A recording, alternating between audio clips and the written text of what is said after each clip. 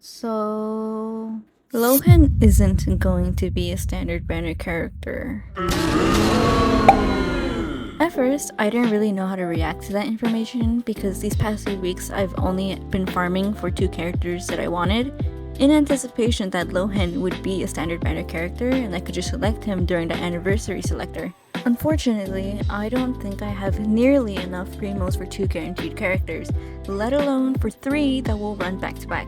I was chilling then, now I'm panicking because how the hell am I supposed to get an extra 100 pulls within 1 week? Then it dawned on me that I haven't done the most recent events. So quickly, I ran to open Genshin and long story short, now I'm here. Welcome to Genshin and Rambling with yours truly. I don't really have a set goal for this series, I just wanted a place where I can ramble about Genshin and play it. And hey, you can yap along with me in the comments, whether it's theories or the hatred you harbor towards a certain character. It's all welcomed. So first I started with the Abyss. I've been getting pretty lazy, hence why I haven't done it yet. Honestly, I was a little afraid to because, well, Floor 12 didn't have many great comments made about it. Looking at you, Moon Gecko. Alas, I realized that my ego might have been too high because I've never 36 starred the Abyss anyways. So I was fine. I braved the Abyss and came out victorious. I tried doing Floor 12 and I was brutally crushed. Though maybe I should start pulling for more meta characters.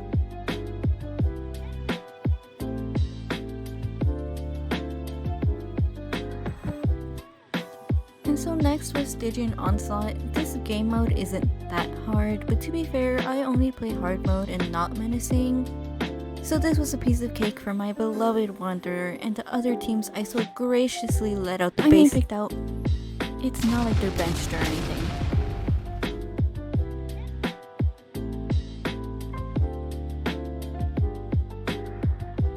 Imaginarium Theater was next, and it was pure torture. I kept bumbling because I wasn't picking out my teams correctly, so I struggled for a long time. I think my next series will just be me building all of my characters because I think my account could use the help.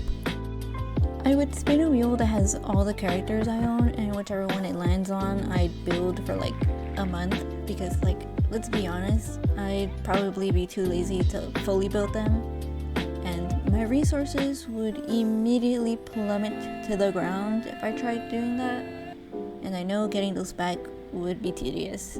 Wait, but honestly, like, thinking about it, it would be a cool idea. Account maxing, and it's just me showing off my horrendous luck. Which is basically what my last video was about, but that's neither here nor there. Anyways, while you watch me struggle, I'll talk about my pulling plans. I want to go for Nicole and Duran because apparently they're good for my beloved Wanderer. Also, I realized while doing this voiceover, I'm currently doing Magu Kenki in the back.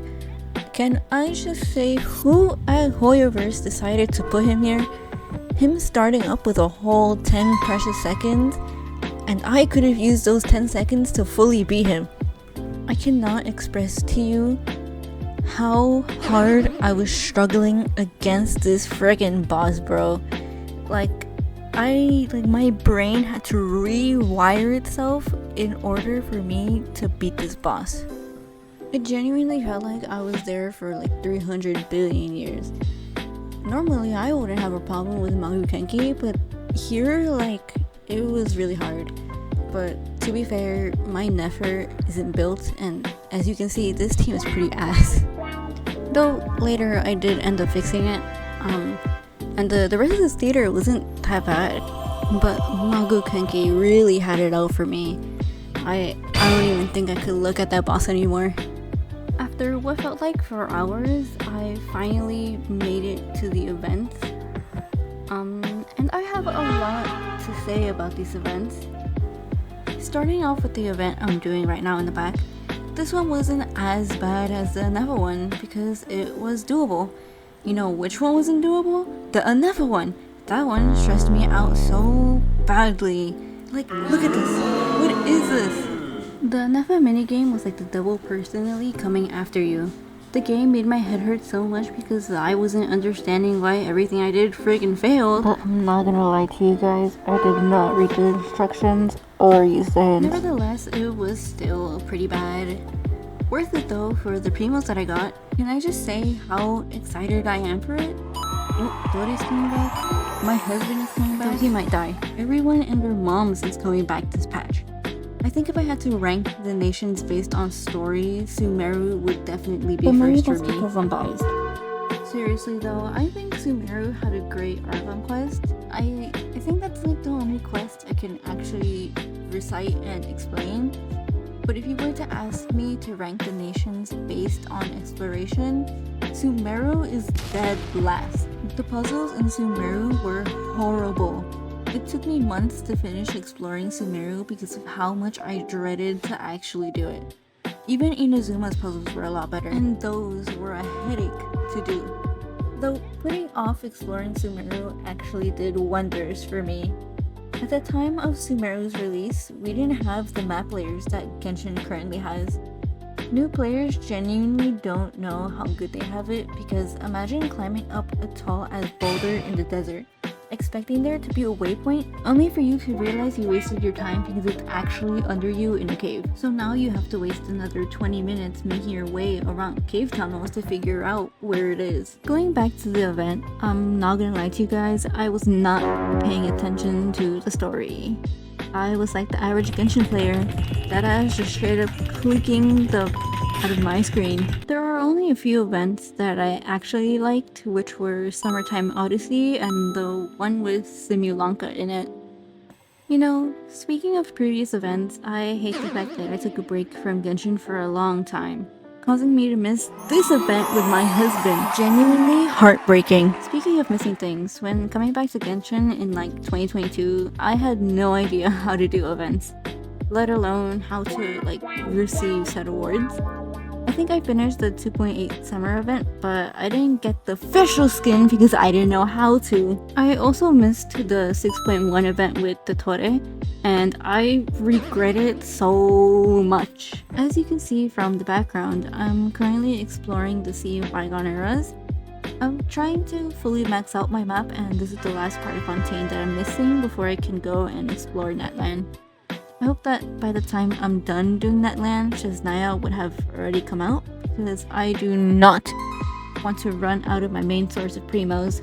Revisiting the fact I quit Genshin for like 2 years, I really doubt you're wondering, but the reason I took a break from Genshin is because there's this one Mondstadt commission with Timmy where you have to feed his duckies in the river.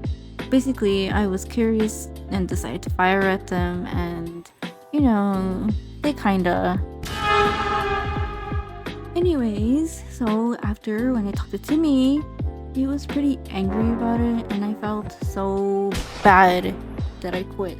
I ended up losing that account, and I had to make a new one, which is this account, because I, for the life of me, could not remember my password.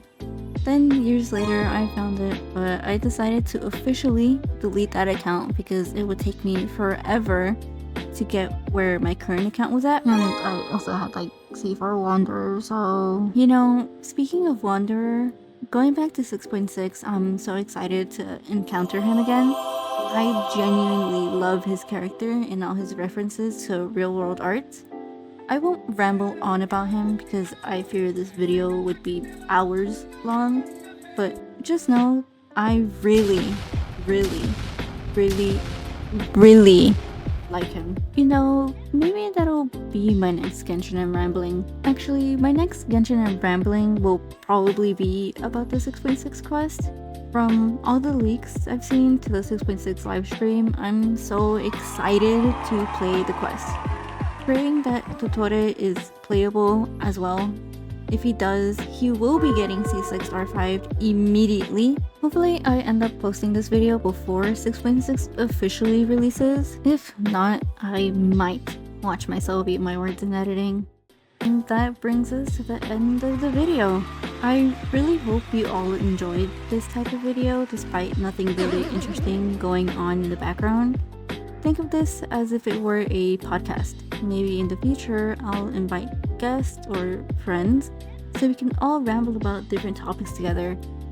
But we'll see if my introverted self decides to actually go through with that. With that said, thank you for watching. I'd really appreciate it if you'd liked this video or subscribed to come along and help me with my YouTube journey. This has been Days, officially signing off from the first episode of Genshin and Rambling. Woohoo!